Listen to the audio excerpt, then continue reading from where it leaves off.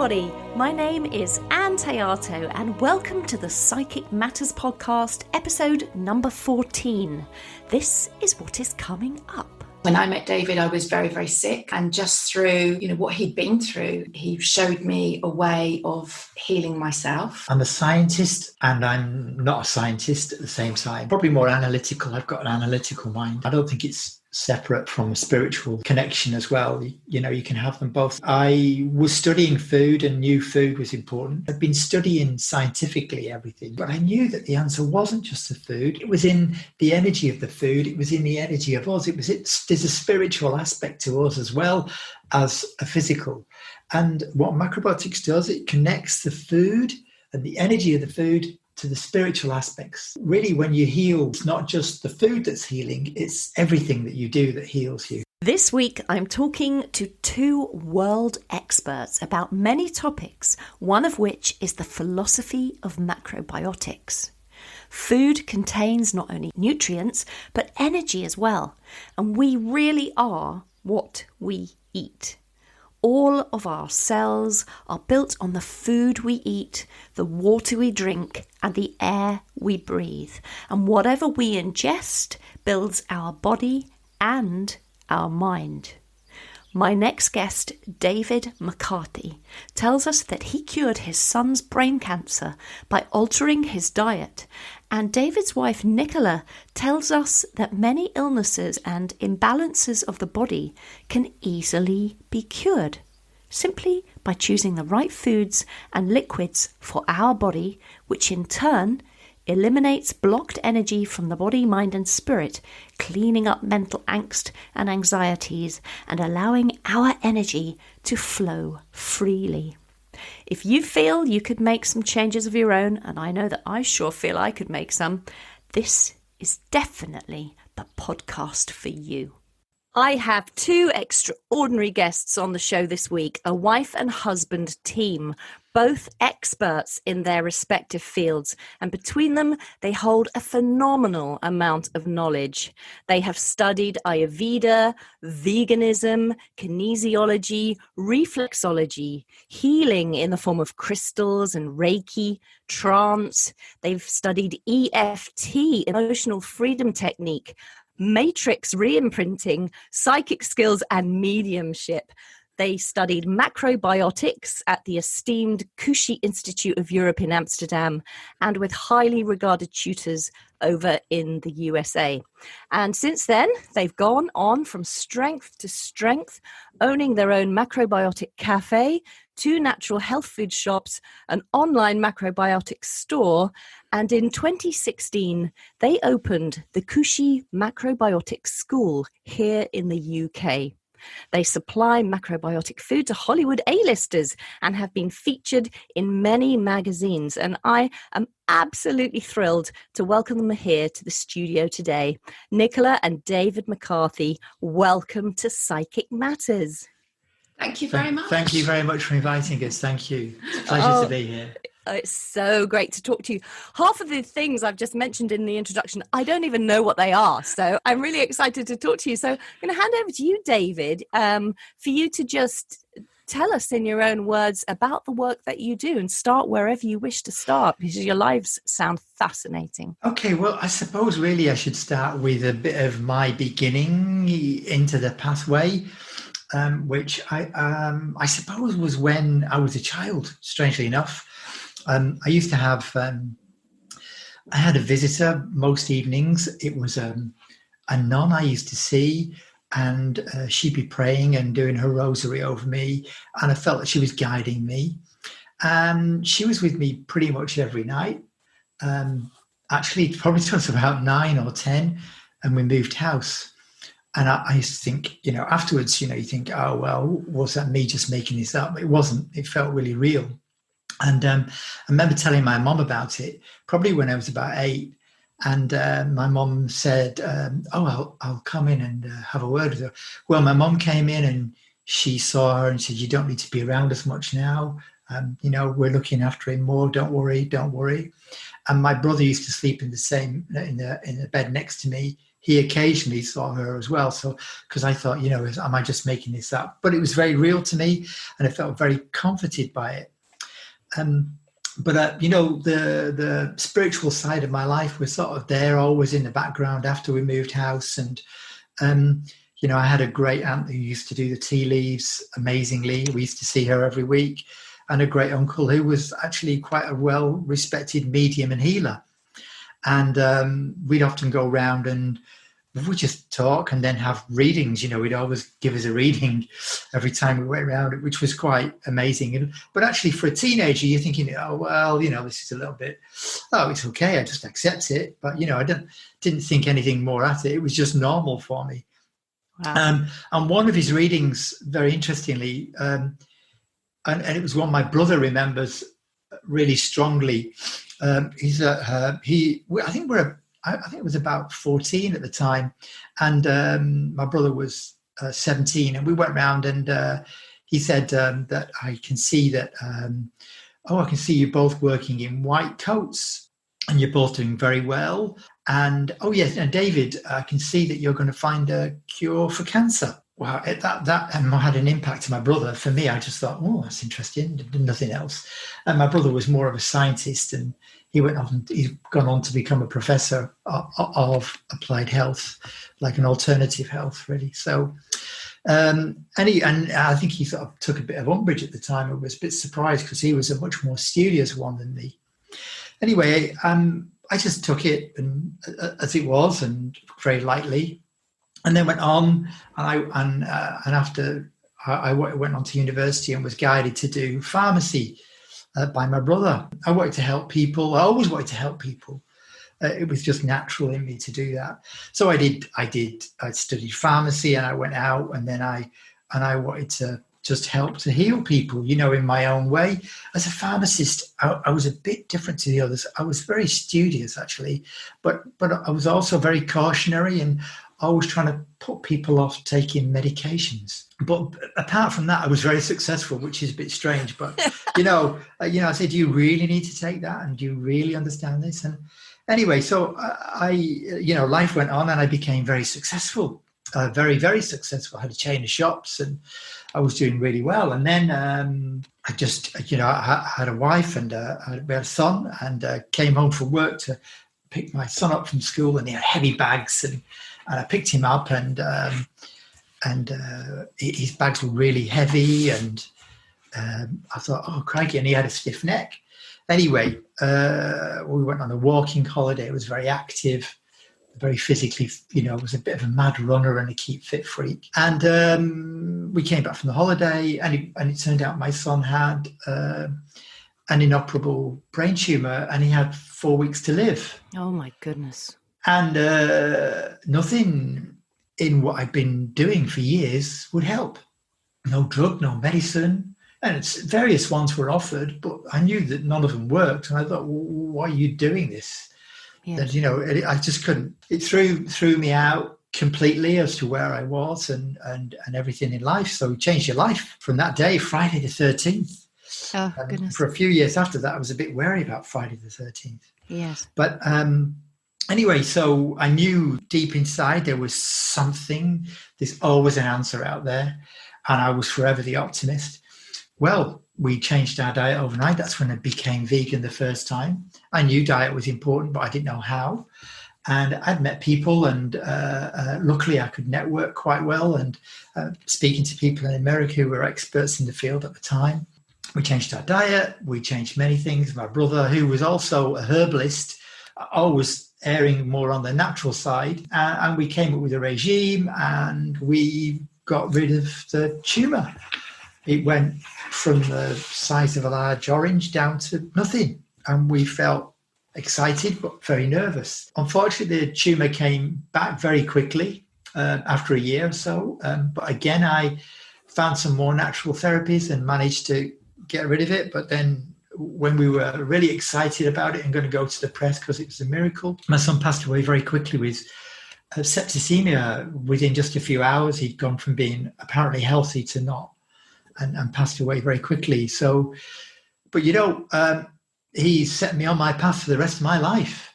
And and you know, that was one of the reasons he was around, and I'm forever grateful, really, for what he went through for me and for what he let me experiment on him, in a way to you know, prove that there's more to life than medicines and everything.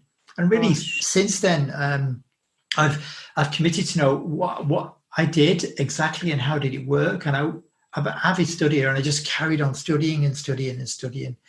And then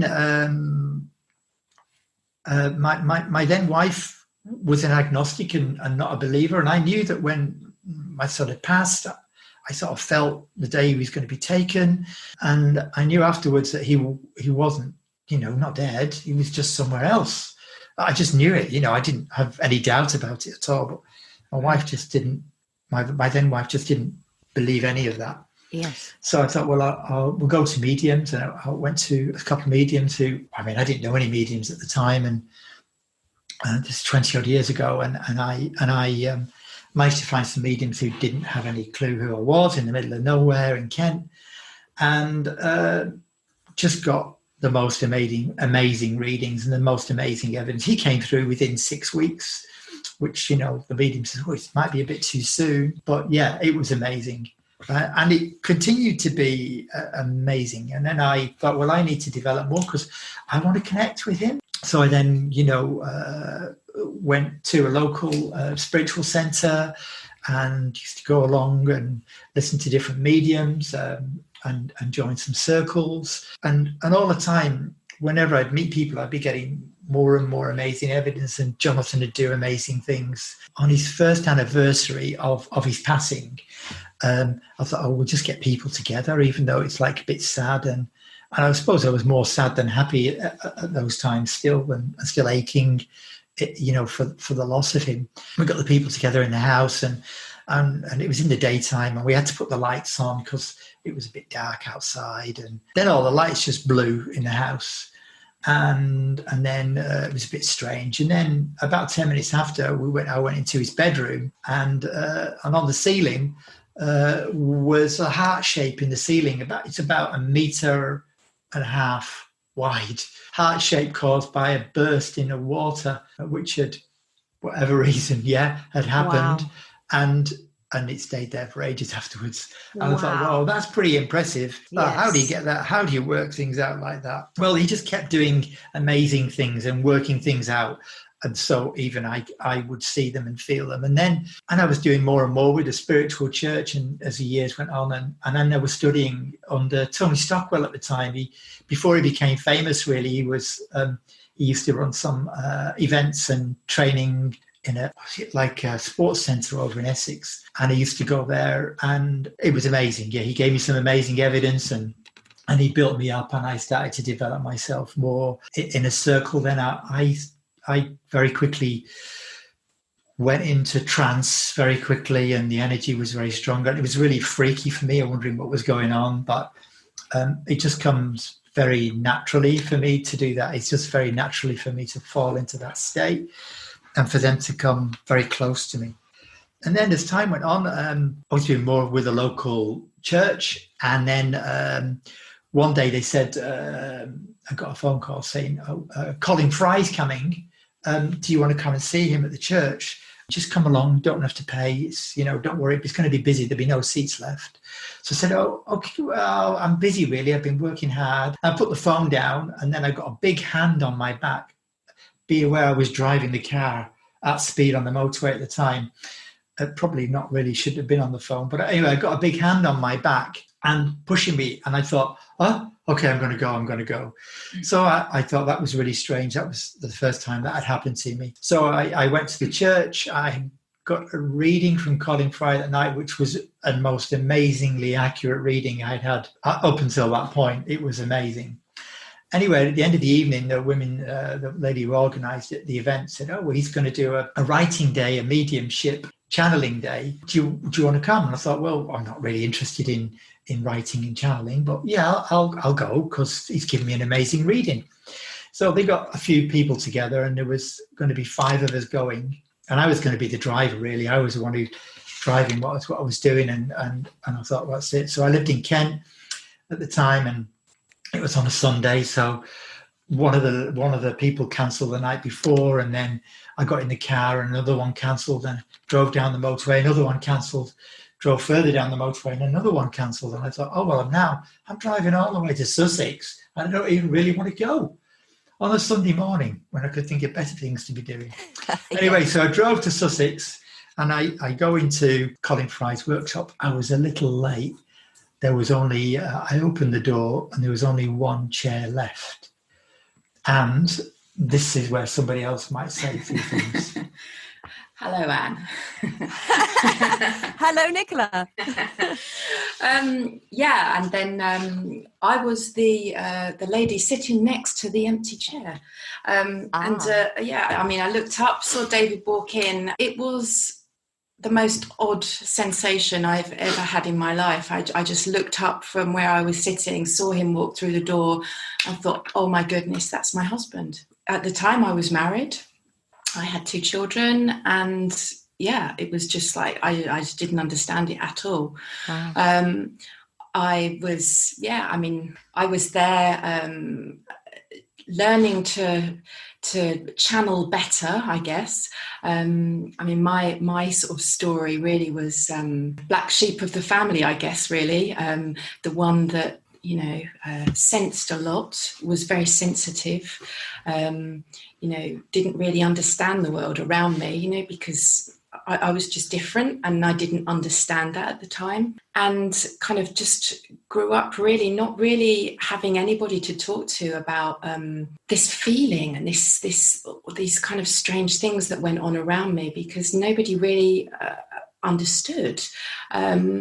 And really, it took a long time to sort of find myself.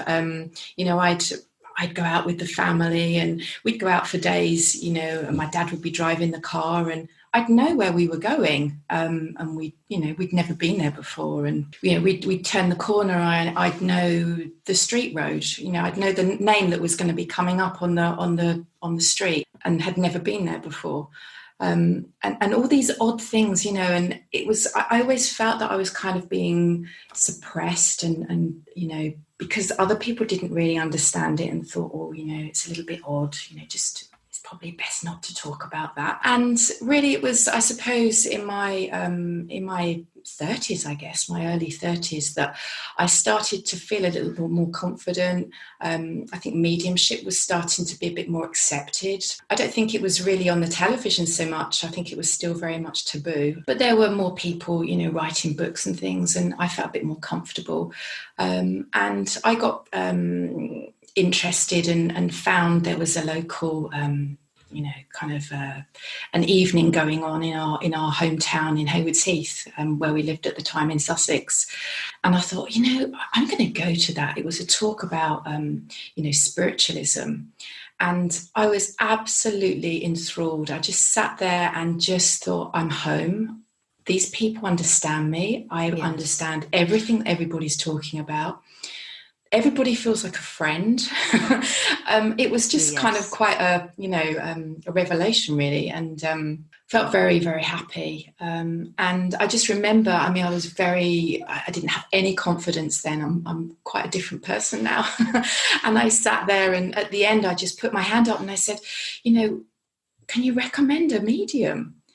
And they just looked at me as if I was a bit strange and said, well, Colin Fry, he lives just down the road. And I didn't even know at the time who Colin Fry was, for people that are listening, they may well not know who Colin Fry is. He's sadly passed away now, but at the time he was, very, very popular medium, very good, and he had a very popular TV show called Sixth Sense. And little did I know, but he lived just a few roads away from me. So I was quite lucky to have found him at that time. I just went along to a few of his workshops and found that this kind of feeling that I'd had all my life, really was mediumship. It was the real deal. And, very quickly I discovered that, I could connect to something that was really quite amazing. And I decided to find a circle, that all came very naturally, found something very quickly, and developed myself there.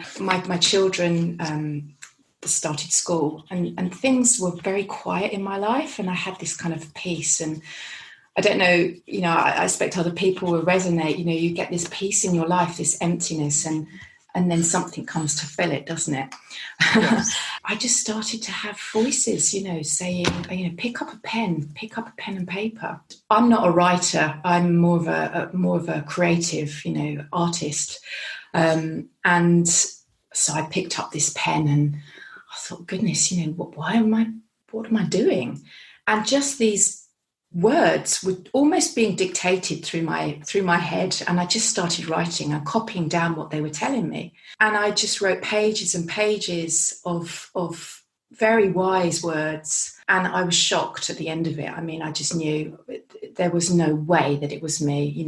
I wasn't an academic.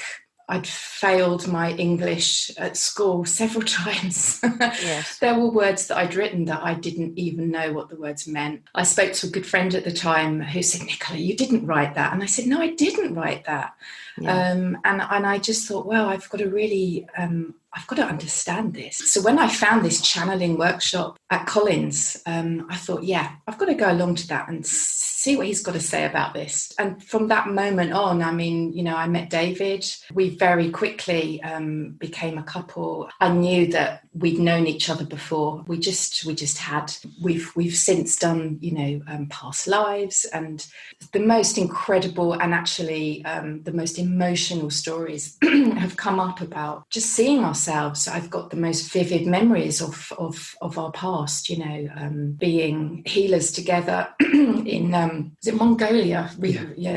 Where we were just, years and years ago, where we were just, in a very, quiet little place on a mountainside, helping people who would just pop by and pick up, natural healing potions and remedies and herbs and things. And I just could clearly see it in my mind. And then David was taken by men on horseback. He was just taken away, struggling, and I never saw him again. And that was, I can say it now without crying, but for years, that point got me. Yes. Because it is so real.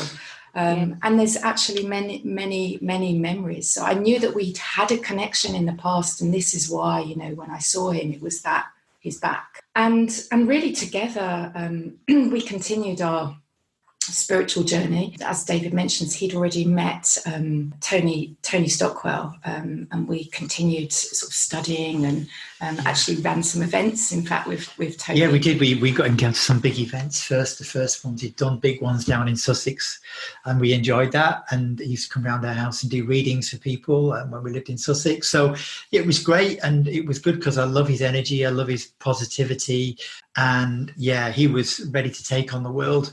And then not long after that, really, that time he became famous too. He got on television and got a contract, and it was really good for spiritualism to spread it out that way. But I remember we see Tony every now and then, don't we? We go off and see him and catch up at maybe a workshop or something like that at his centre in Essex. And then one of the workshops we got him down for a weekend, we did table tilting. Oh yes. And table tilting's like, yeah, good. And you're thinking, oh, yeah, this is good. Oh, but maybe it could be made up a bit. Well, my son's obviously was with quite a gang of people who had quite a lot of energy. And he would come through very, very strongly and had a lot of high energy. And we did a table tilting session with Tony that he has never seen or experienced since or before. And it was in a church hall. It was in a village hall. It was a big hall. It was in a big hall. And the room was probably, 150 feet long or something like that. And we did the table tilting, and the table tilting was so strong that we were chasing the table up the room with just barely one finger on it each. And There was two or three of us just managing to keep up with the table. It was going that fast. We all had to run, and it was amazing. Every time we see Tony, he kind of he brings back that story because it was just amazing. Absolutely fun. Absolutely, yeah. But Jonathan has been a big presence in in my life. Sadly, I never met him, but he, you know, his energy is just so pure and so positive and so high. For many years, you know, he would just come through and I would have conversations with him. And it was quite odd, really. He'd usually come through when we were sitting together as a family at mealtimes and just bring, he'd bring songs with like just one line of a song, and it was particularly relevant to the moment that we were going through.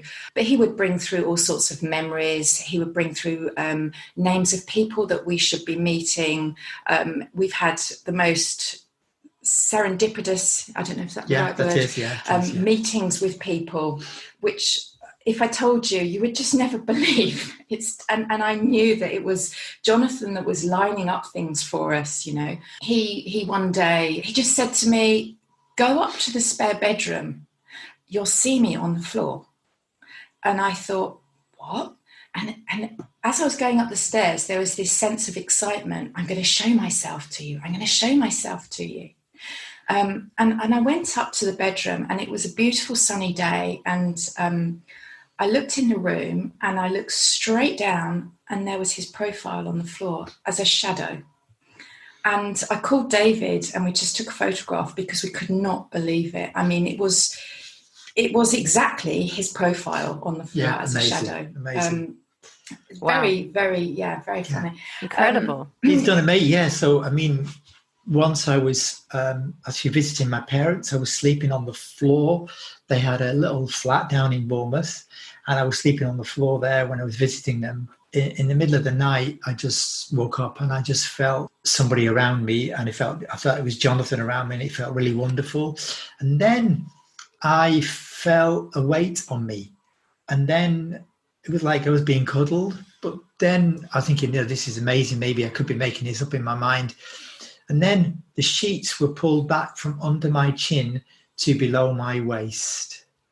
Wow. That blew my mind. It was the love and the feeling. It was just amazing. It was just really amazing. He's done so many wonderful things. So, yeah, I mean, he really is incredible. Just one more story. Yeah, I've got so many. Because it's just amazing. I mean, this one, I have so many stories, Anne, but sadly I don't write many things down. This one just really sticks in my mind. We were in Florida. We were coming back to the airport, and it had been a particularly busy trip. As we were leaving the house that we were staying in, I remember saying to David, it's funny, Jonathan's not really been around this holiday, because normally he'd be, talking to us or showing him, Right. And we've got a daughter between us, Kerry, and Kerry, at that moment, she ran out of the bedroom and she said, oh, look what I just found in your bedside locker, Daddy. And it was a bookmark with a J on it.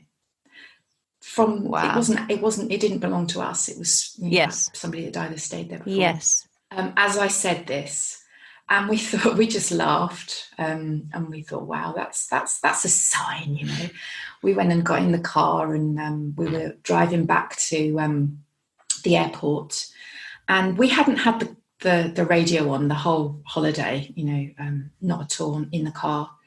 And after about 2 hours of driving, suddenly the radio came on and just said, Jonathan. And then the radio went off. Oh my goodness. It's amazing. Absolutely amazing. And we were, America, I mean, everywhere's a long way to drive, isn't it? Yes. Another couple of hours driving with no radio on. The radio comes on again. Bearing in mind, we're driving to the airport, and it comes on, and it's just one line of a Phil Collins song that comes on the radio, and that's In the Air Tonight. Oh, wow. You're thinking, Yeah. Beautiful. He's so clever. Yes, he's so clever. And Spirit, this is Spirit. Spirit are so clever. And, I've gone on, I do readings myself. It's not the main part of my work, which, I'm sure we'll touch on very briefly in a minute. But, I absolutely love giving readings. I give readings by Zoom, or in person. But, often Spirit will come through and they will just give the most simple messages, but they mean so much to somebody. Yes. Very recently I had a man that came through and he said, I've got this pink cashmere jumper that he wanted to give to his daughter. And I just thought, I can't give that. That's so weak, pink cashmere jumper, And she said that's what she cuddles. That's the only thing that she has of his is his pink cashmere jumper, and that is what absolutely comforts her when she needs him. And that's what she has. So it's kind of like these little things that really mean so much. They really do. So. There's been lots of amazing evidence with Jonathan through the years, and actually one more we could just one more was we were at Arthur Findlay College one day, and we had a reading from can't remember the lady's name, I'm sorry. She was a medium from Blackburn, one of the tutors there. She's been tutoring there for years. She's from Blackburn, amazing medium anyway, amazing teacher. And we were in this room set aside overlooking the lawn, and the window was open. It was a warmish day, and it was a big room, really big room. Anyway, we were in there, and Jonathan always brings me butterflies because we had something when he was alive about butterflies, about two particular ones, particularly which were relevant to him and what we saw, and we used to joke about. Anyway, then through the reading itself was amazing. A butterfly came to the window. I thought, oh, there you go, that's Jonathan. I can just see that. Well, the medium didn't spot the butterfly. Then it came through the window. It was a big room. So it's like, and the window was high up, in these big stately homes. But actually what David's not telling you is at this point, he was telling the medium that he showed himself as a butterfly, or he would show. I see. Yeah. And this butterfly had come through the window, and then the butterfly flies straight onto my nose while the reading is going on. That is just beautiful. Sits there probably for about 3 or 4 minutes. Like, what is the chances? Like, wow. Yeah. Amazing. Just feel that love. It was amazing. Anyway, That's incredible. Yeah. Such beautiful stories, and there's so much there to unpack within what you've just said. So, I mean, let's just go back a tiny bit.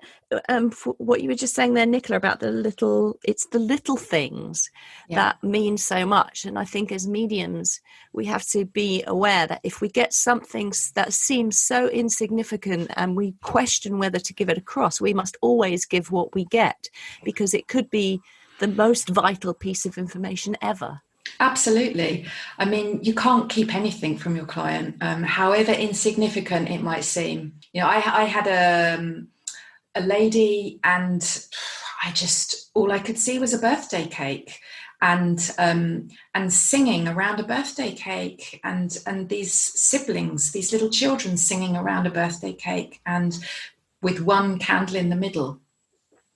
And I just gave that one piece of information to the lady, and she stopped the reading, in fact, because she was so excited. She needed to go and give the information to her daughter immediately. Wow.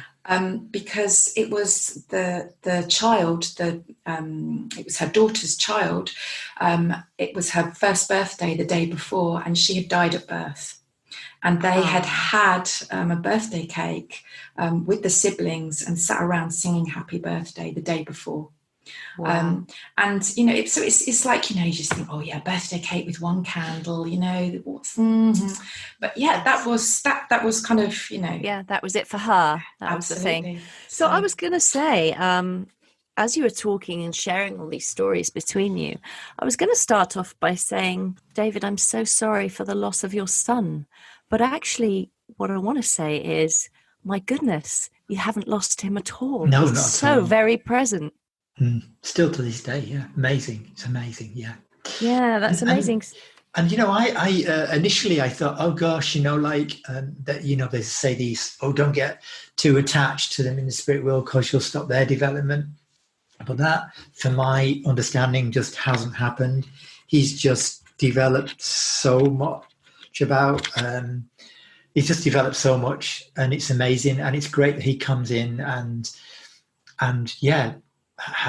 pokes fun at me and guides us in all our lives still. It's amazing. So I don't, of course I miss his physical contact, and it took me quite some years to get through that, but actually I had this big understanding the whole time that he'd not gone, that I'm going to see him again. Time passes and I'm not, it's and I know he's there and I know he's happier than he could ever be. And he understands so much more from such a greater perspective than I could ever understand from where I am here. Yeah. And really, I'm not worried. So that's really where I am. But people, often when you say that, oh, you've lost a son and, it's a pity and sadness they feel. But, he gave me a life and he's given me a life now. And he's given me a reason to live. If I just lived doing what I was doing before, being a successful pharmacist, a successful businessman, I might have all the worldly goods that I want, but I wouldn't be happy. Yes. Be empty, and I think he really did guide us together. There's no doubt in my mind. David wouldn't be there if it wasn't for Jonathan sort of, pushing him to be there on that morning. And really, by meeting David, it completely changed my life. When I met David, I was very, very sick.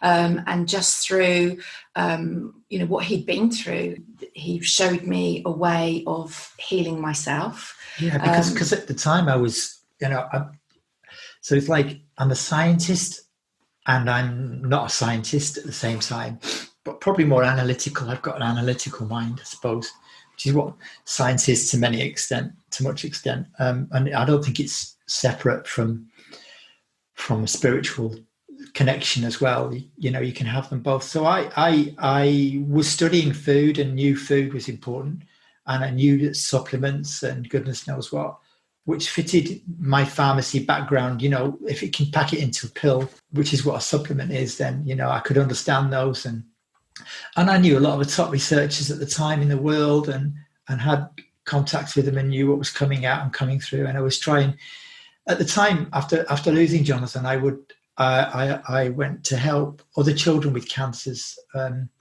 particularly, and then adults, and then different people with many different conditions. So, and I just wanted to keep studying and understanding what was going on. And I tried many approaches, but generally diet was number one, and supplements on top of that, and then herbs. But I found that the approach wasn't perfect that I was using, and it could be, sometimes after a few months, you would need to change it and tweak it. And it felt a bit like the medicine approach that I'd been doing for years, with drugs and goodness knows what. Yeah. Medicines rather than, should say, drugs. Anyway, and then when I met Nicola, I was still studying avidly and trying to find the answers. And I knew the answer was out there. And I just trying to find exactly what I'd done with Jonathan, exactly how I turned it around and the mechanisms involved. And when I met Nicola, she wasn't well, and I tried my Ayurveda on her that I'd been studying then for 5 years, and other more natural approaches. And some things got better and some things got worse. Yeah, so. I was suffering with life-threatening allergies. I had, I believe it was rheumatoid arthritis. My whole family had it. I had never been diagnosed, but I was in so much pain with my joints.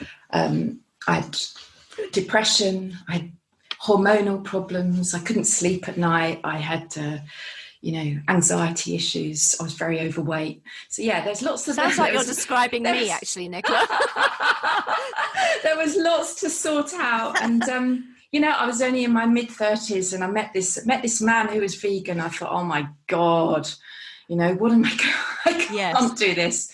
But actually, little by little, I made some changes, and then we found something together called macrobiotics. I won't go into this too much because it's not really the subject here, but it's really the energy of food. And what it does for me is really what macrobiotics. So it's like it had a good name in the 60s, and then in the 70s it went a bit off. It's like a brown rice diet, people think, and it's a bit of a cult, but it's nothing like that. It's just a philosophy and understanding.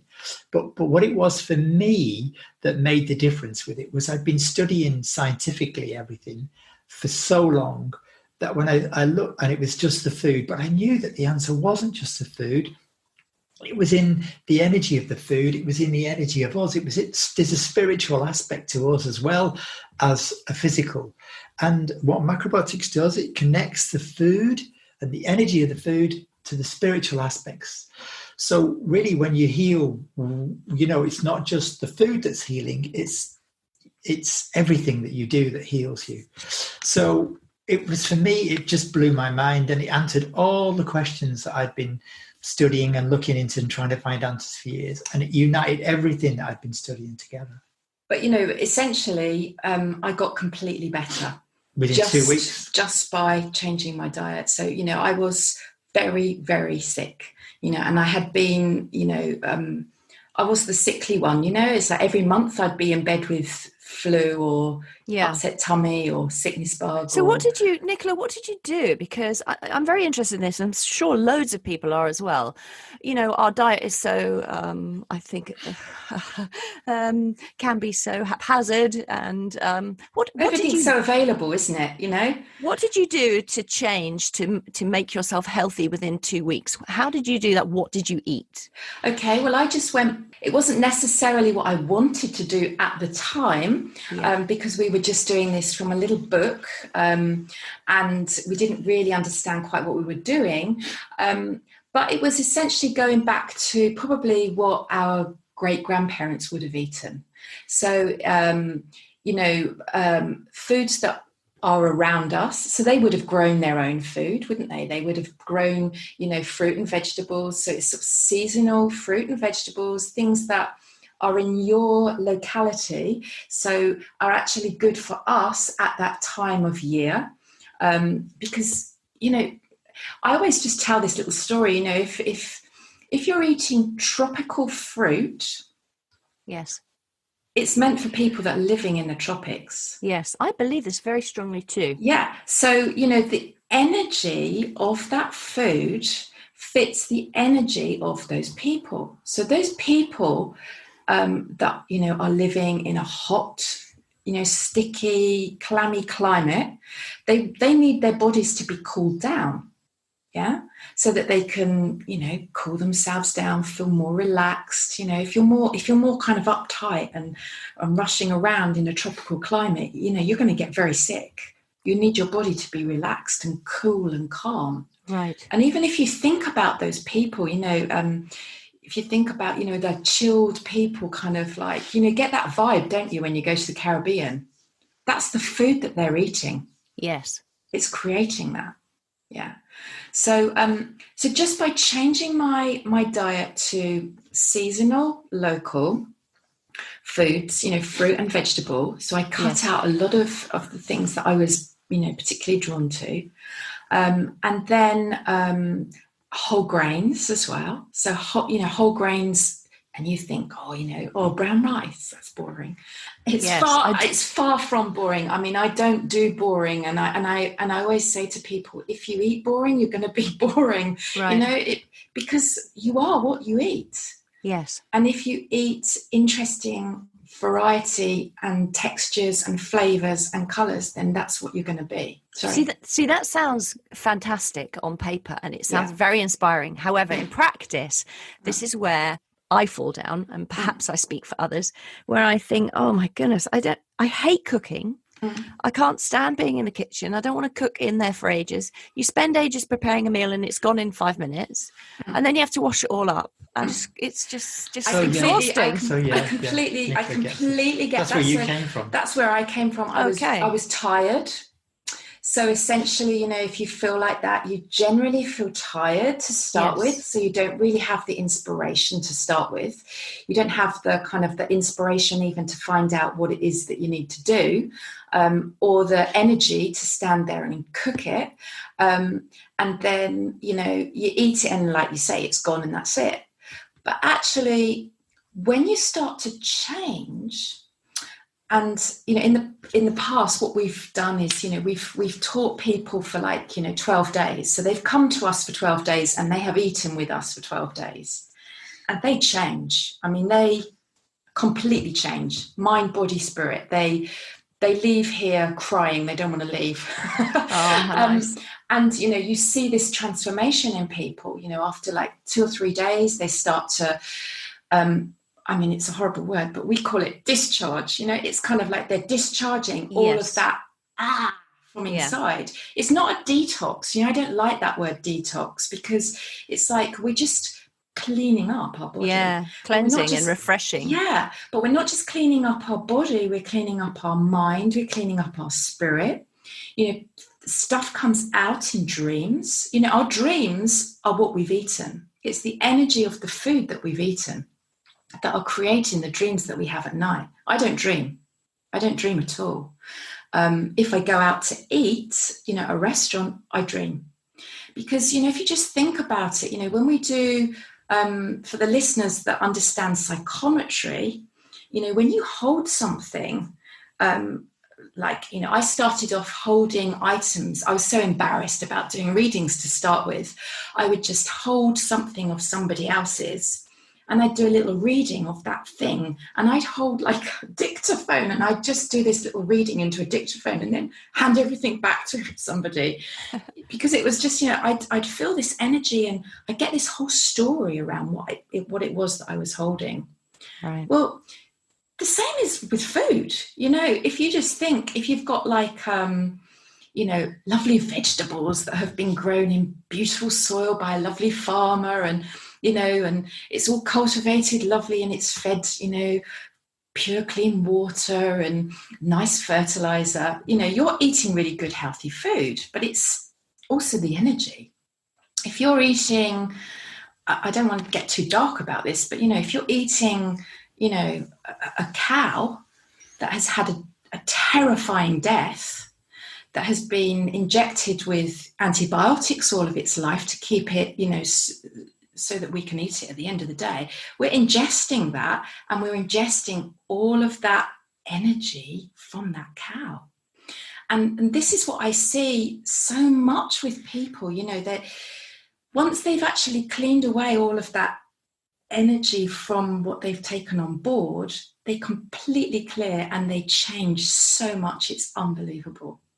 And so much of their mental, angst and anxieties go. Food.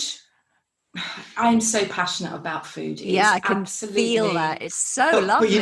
But the changes that you make, you have to make at your own pace. So I could make changes quickly. Nicola had to go slowly, but what we find is that each time you make a change, it has an effect. And it moves you in the right direction, I think. And you know what, Anne? When you feel so full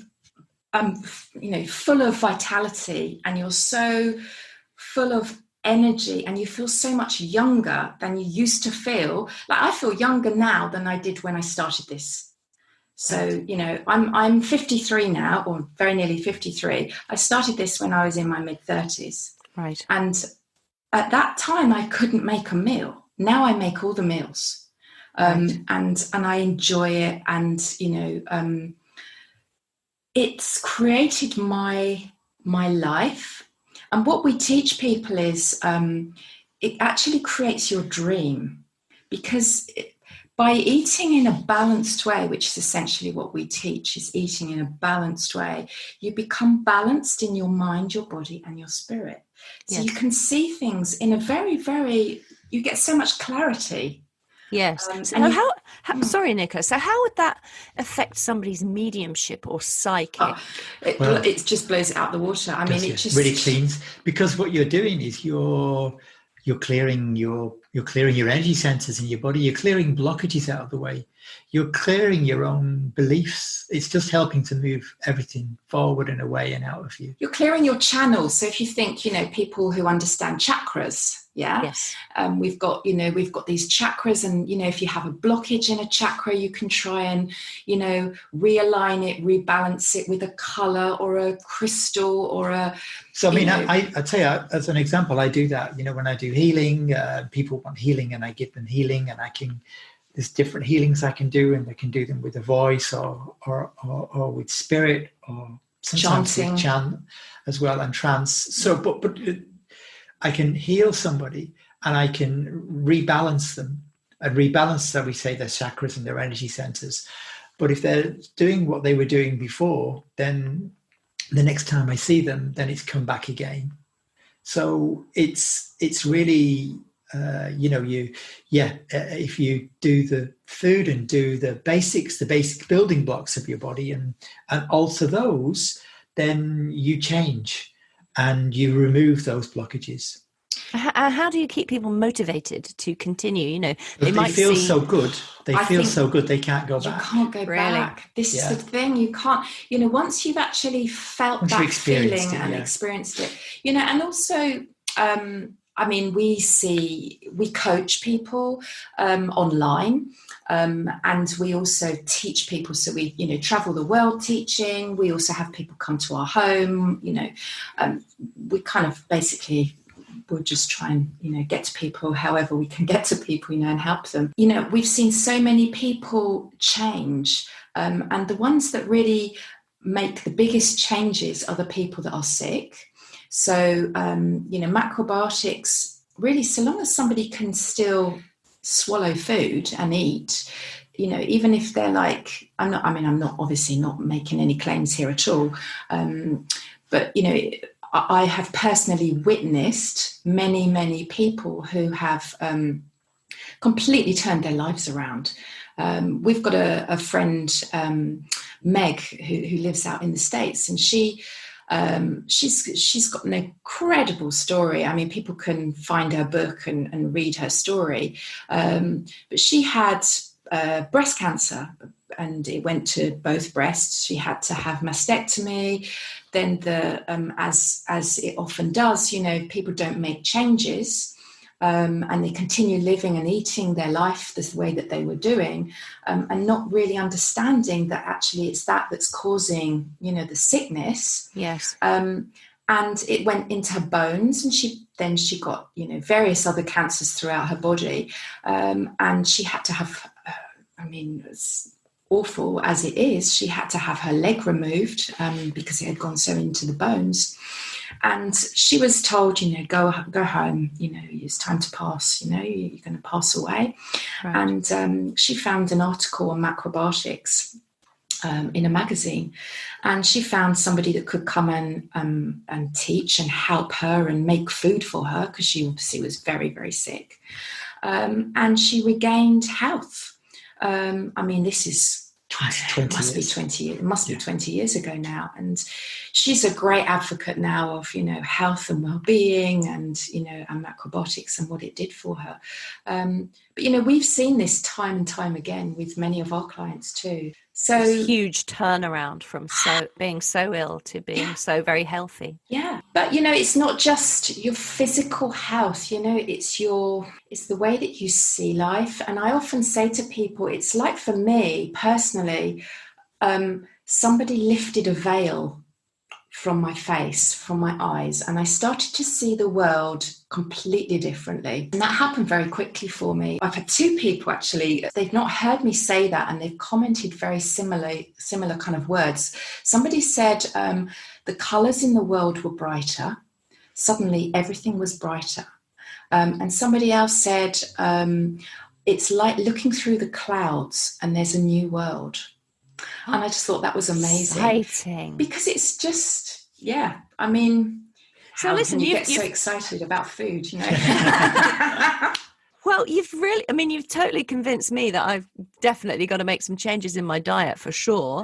But I guess, we are great as human beings at putting blocks up in front of ourselves, Aren't we? and giving reasons as to why we can't do it. So the two that I can think of is, number one, where do we get this food from?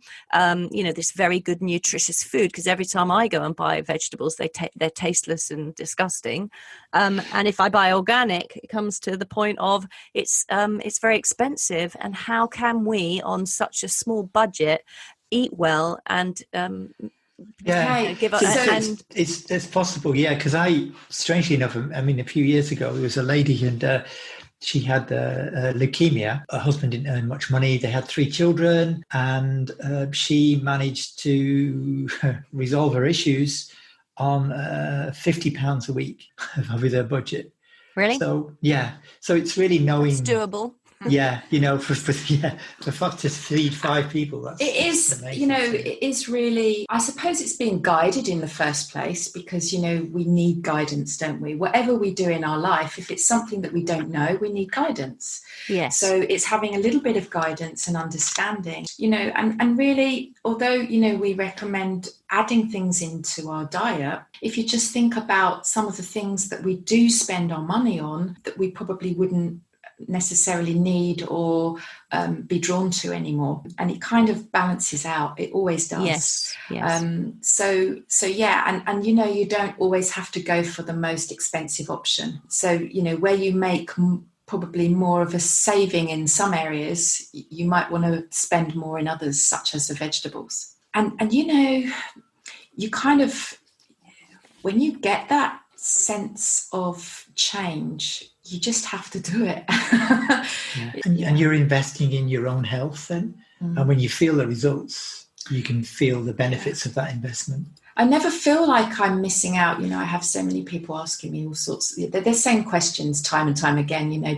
What do you do when you go out? Don't you feel like you're missing out? Well, we used to before lockdown. We used to go out, once a week, because we want to eat the best food we can find. And you always feel the energy of that food. And usually the next day you don't feel so good. No, that's true. You feel terrible and you feel sluggish. And Yeah. And you don't do your best work, and you don't make the best decisions.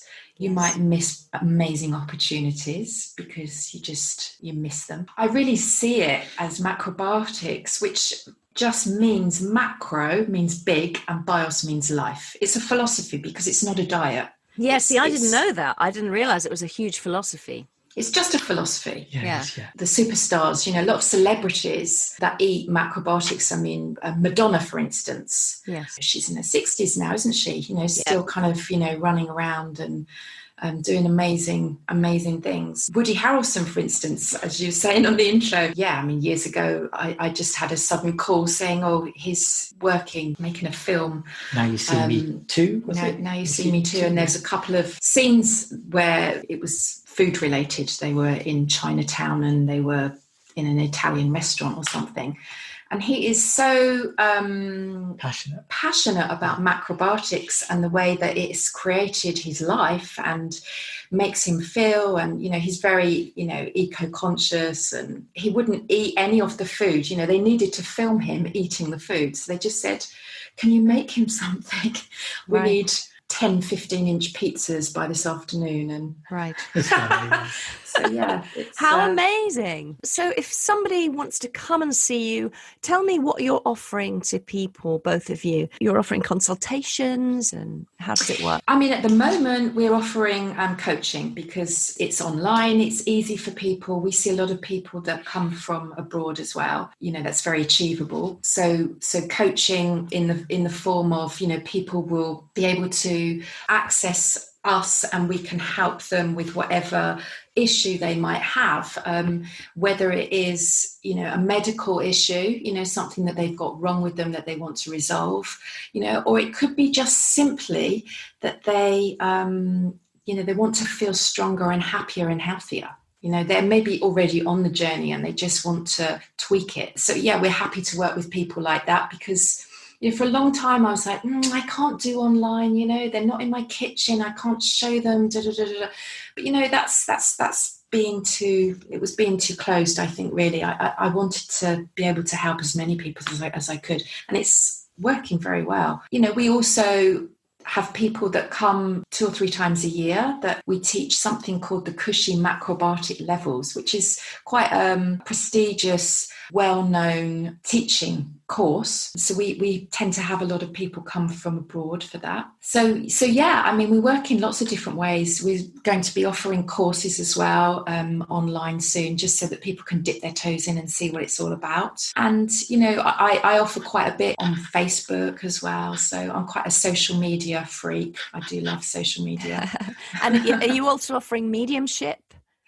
Yes, I offer mediumship, and I do a lot of psychic work as well. So my work is very much energy related. I do emotional freedom technique as well, which is very much freeing emotions, which often come up when I'm doing my psychic work. I can kind of feel those blockages in people. Yes. That's sort of stopping them from moving ahead in their lives. And just by doing some simple tapping, I don't know if people have heard of tapping, it's not intrusive at all. And it's so simple, but so powerful. So yeah, lots of different modalities that I use in my macrobiotic toolbox, because really macrobiotics is big life. It's not just food, it's healing, it's understanding people, and it's living a natural lifestyle. Fantastic. And so tell everybody what your website is. Our website is thekeytolife.com.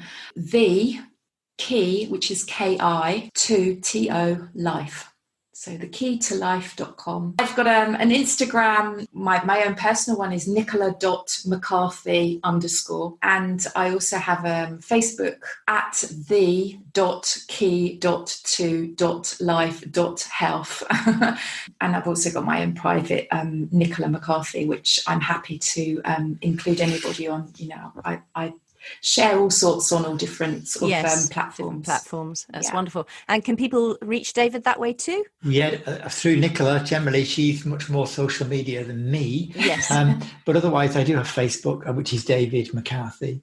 But yes, otherwise, Nicola is a very good point of contact. And David's always there. I am always there by my side. Absolutely. So we do most things together. So even the coaching we do together, because people come from different angles, and it depends on what they want and what they want to achieve at the end of the program. So they can just contact you for an initial sort of guidance session, and completely, no obligation, free. We just have a chat on Zoom or on the telephone, just to see, if we can help somebody, and obviously if our energy matches, it's people, have to feel comfortable, don't they? So, of course. Oh my goodness, you guys, you've shared so much. You're so generous to share all of your knowledge with everybody. Thank you so much for having us. Absolutely. Thanks so much for inviting us and letting us do this. It's wonderful. Oh, it's such a pleasure. I really hope that people will get a lot out of it. And I'm sure that you will be getting some phone calls or emails to your website where people can come and see for themselves and have a little chat with you, because you're so approachable. Thank you. And you've got such a generosity of spirit. So thank you once again for coming on and sharing everything you know. Thank you, Anne. Thank you. Thank you. Okay. Well, that was David and Nicola McCarthy. So do go over to their website and check them out. All resources for this episode, including a full transcript, are over on my website. So do head over there and you can pick everything up, www.anntheato.com, ANNTHEATO.com. And have a little explore while you're visiting me. I have a little shop online and some wonderful new meditations which I've written and recorded to help you with your intuitive development. There is a wonderful, very short guided meditation that you can do in under 15 minutes a day called Forest Bathing, with a beautiful mix of forest sounds and trickling river water and little fish and bees buzzing, and honestly you'd feel as if you were really immersed in a beautiful forest. So do check them out. They are really affordable, even for those on a very low income. And if you really are enjoying these podcasts and feel you're getting a lot out of them, I would ask you to consider purchasing one of my meditation tracks by way of showing your support, because there is no money earned from this little podcast, and I make it as a free resource for you. So thank you again to my wonderful guests, David and Nicola McCarthy, and to all of you who are out there listening and learning and developing. I really appreciate you. Have a fantastic couple of weeks, everybody. Stay safe. And until next time, my name is Ann Théato, and thank you for listening to Psychic Matters.